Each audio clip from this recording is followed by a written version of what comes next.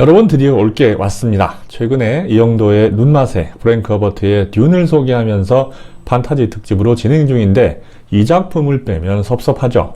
1990년대에 국내 판타지 소설의 전성기를 열고 대한민국 국민 5명 중 1명이 사서 1000만 부 이상을 판매했다는 그 전설의 작품 퇴마록 국내편입니다. 읽지는 않았더라도 제목은 다 들어봤을 겁니다. 개정판 전집을 작년에 완독했는데 다른 책 읽기 바빠서 후기를 미루다가 눈맛의 영상에 여러분들이 보인 관심에 놀라서 부랴부랴 제작했습니다. 피마새와 호빗, 반지의 제왕도 다 읽는 대로 올릴 예정이고요. 다만 피마새는 8권이나 돼서 3월이 되어야 올릴 것 같습니다. 요새 시사 문제를 좀 다루느라고 책 소개에 소홀했는데 다시 본업에 충실하겠습니다. 많이 기대해 주시고 구독과 좋아요 잊지 마십시오. 그럼 시작하겠습니다.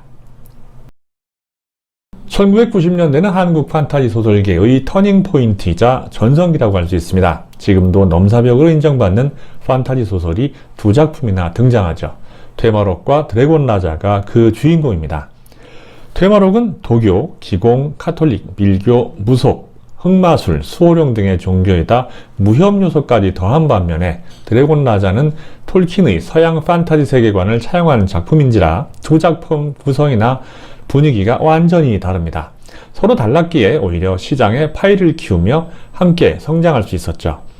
이우혁 작가는 퇴마록 시리즈를 시작으로 멸안종결자, 치유천왕기, 온 시리즈를 발표하며 활동을 이어갔고 이영도 작가는 드래곤 라자를 시작으로 퓨처워커, 폴라리스 랩소디, 눈물을 마시는 새, 피를 마시는 새 등을 발표하며 판타지 양대 산맥으로서의 지위를 확고히 합니다. 드래곤 라자에 대해서 궁금한 분들은 영상 끝에 소개 영상을 보시고 이영도 작가의 다른 작품에 대해서 더 알고 싶다면 눈맛의 소개 영상과 조만간 올릴 피맛의 영상을 참고하면 좋을 것 같습니다. 작품 예술성이나 완성도 판단 기준은 여러 가지가 있지만 대중성이나 재미를 판단하는 기준은 하나뿐입니다. 바로 판매량이죠. 어떤 소설이 1000만 부 이상 팔리고 어떤 영화를 1000만 명 이상이 봤다면 대중성이나 재미 논쟁은 끝난 겁니다.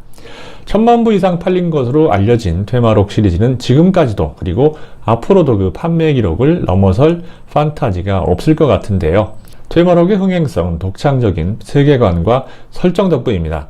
국내 판타지 소설 대부분이 톨킨이나 북유럽 신화에서 유래한 서양 판타지에 기대고 있는 데 비해서 퇴마록은 전세계 온갖 종교의 무협 요소까지 비벼버렸거든요.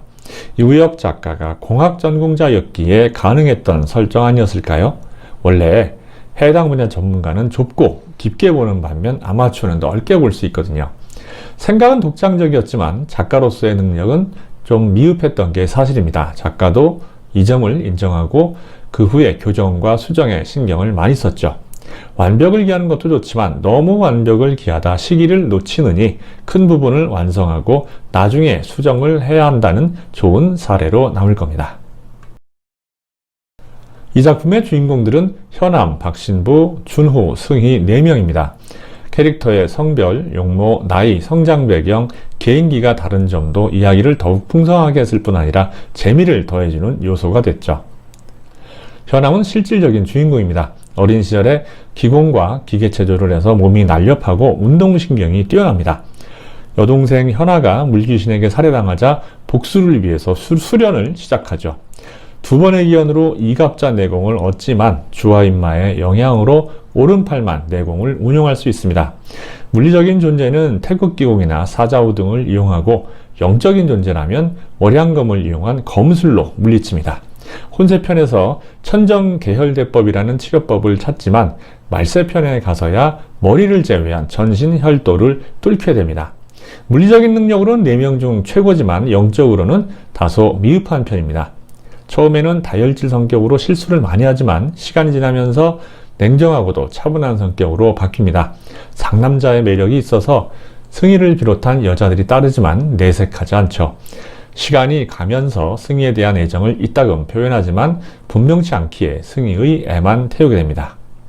박윤규는 장년으로 안경을 끼었으며 180cm가 넘는 장신에 덩치도 좋습니다. 외과 의사였으나 수술 중에 환자들의 통증을 같이 느끼는 증상으로 고통받다가 친구의 8살 난 딸 미라가 귀신 들려서 자살한 것에 죄책감을 느낀 나머지 엑소시스트가 되기 위해서 가톨릭 사제가 됩니다. 하지만 엑소시스트가 될 수 없다는 사실을 알고 한겨울에 교회 종탑에서 체력이 닿을 때까지 기도를 한 끝에 영능력을 얻고 악마가 씌운 주교의 퇴마행에 성공합니다. 하지만 일반인들 눈에는 미친 남자의 폭행으로 보였던 이 사건으로 인해서 한국 카톨릭계에서 파문을 당하고 퇴마행에 나서게 됩니다. 초창기에는 오라로 영적인 존재에만 강했지만 시간이 갈수록 물리력도 강해집니다. 연장자로서 퇴마사들의 리더 역할도 수행하죠. 오라와 성수 뿌리게 은십자가를 이용한 공격력과 방어력이 잠기고 베케트의 십자가를 얻으면서 능력이 대폭 확대됩니다. 장준우는 해동밀교의 마지막 생존자로 해동밀교 장호법의 아들이지만 밝힐 수 없는 이유로 서교주의 양아들이 됩니다. 서교주가 귀신이 들려서 해동밀교를 몰살할 때 아버지 장호법도 살해당하는 바람에 퇴마사 일행에 합류하죠. 준우 스스로 성장을 막던 시절인 혼세편까지는 한복 차림의 댕기머리 미소년이었지만 말세편에서 제한을 풀고 나서는 성장을 계속해서 훤칠한 청년이 됩니다. 밀교와 힌두교, 화산파 도술, 모산파 부적술, 한국무속 등을 자유자재로 사용을 합니다. 재능이 비범한 데다 영재교육까지 받았기 때문에 적들조차 천재라고 감탄할 정도죠. 다만 주술 사용 시 수명이 단축된다는 사실을 알고 매우 괴로워합니다. 학교를 다니지 않았기 때문에 주술이나 오컬트 쪽은 천재적이지만 상식이나 세상 물정은 전혀 모릅니다. 현승이는 유일한 여자 주인공입니다. 애염명왕의 화신으로 적들을 투시하거나 또는 퇴마사들에게 힘을 빌려줘서 능력을 강화시켜줍니다. 적이 애염명왕의 주술을 쓰는 경우에는 간단히 무력화시키기도 하죠. 상당한 미녀로 짙은 화장에 노출이 심한 대담한 복장을 하기도 하는데 화장을 진하게 하는 이유는 애염명왕의 힘을 퇴마사들에게 빌려줄 때마다 노화가 진행되기 때문입니다. 현암에게 늙어가는 모습을 보이고 싶지 않은 여자로서의 자존심도 한몫했다고 봅니다. 미숙하고 철이 덜 든 모습이지만 오히려 그렇기 때문에 독자들의 호감을 얻을 수 있었던 것 같고요. 현암에게 노골적인 애정을 표현하다가 결국 러브라인을 그리게 되죠. 기타 조연들로는 우선 백호가 있습니다. 백호는 4인방을 지원하는 특수수사부 소속 검사로 여러 에피소드에서 굵직한 활약을 하지만 말세편에서 블랙 엔젤에게 이용당하는 사실을 눈치채고 스스로 자살을 택하는 비운의 조연입니다. 서연이는 12개 언어에 능통한 통역사로 퇴마사들의 통역을 도와줍니다. 심연의 눈을 가진 라미드 우프닉스 중 한 명으로 상대방으로부터 자백을 얻을 수 있는 능력을 갖고 있습니다. 성난 큰곰은 인디언 수적 주술사로 강신수의 특기고 은혜를 갚기 위해서 블랙서클 소문장을 겸하고 있었습니다. 악마와의 계약 때문에 전사의 낙원에 갈 수 없다고 포기하던 중이었지만 현암이 블랙서클을 파괴한 덕분에 계약에서 벗어나서 기뻐하죠. 윌리엄스 신부는 박신부와 친한 영국인 사제입니다. 흡혈귀에게 납치당한 후에 흡혈귀의 능력을 발휘를 하는데 흡혈귀 능력은 썩 괜찮습니다. 하지만 본인이 피를 빨기 싫어하기 때문에 자주 빈혈 현상을 보이죠. 국내편 이야기는 짧은 에피소드를 반복하는 방식으로 세계편, 혼세편으로 가면서 장편 소설의 모습을 갖추게 됩니다. 작가 경력을 감안하면 아주 영리한 전략이었죠. 작품을 쓰면서 실력을 가다듬을 수 있었으니까요. 국내편 초판은 1994년 300페이지 내외 3권으로 출간했지만 2011년 재간본은 663페이지, 598페이지 2권 전집으로 바꿔서 출간했습니다. 1권은 하늘이 불타는 날을 비롯한 11개 에피소드, 2권은 생명의 나무를 포함한 9개 에피소드, 총 20개 에피소드로 구성됩니다. 이 중에서 인상 깊은 1화 중심으로 한번 짚어보겠습니다. 첫 번째 에피소드 하늘이 불타는 날은 퇴마사 일행이 처음 만나는 이야기입니다. 현암이 혈도 치료 방법을 찾고자 해동밀교를 방문하면서 박신부와 만나게 되는데 준우를 둘러싸고 장호법과 서교주가 서로 대립하고 싸우는 과정을 다룹니다.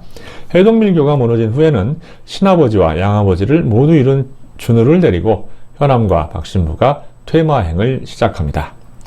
네 번째 에피소드 파문당한 신부는 박신부가 퇴마행을 시작한 계기를 설명합니다. 외과 의사 시절 친구인 차 교수의 딸 미라가 악마가 달라붙는 광경을 보게 되고 주사를 놓고 신부도 불렀지만 차도가 없는 상태에서 박 신부는 미라를 구하기 위해선 무슨 일이라도 하겠다는 생각을 내심하지만 악마가 그러면 네가 대신 죽겠느냐고 묻자 차마 대답을 하지 못합니다. 결국 미라는 스스로 목숨을 끊는데요.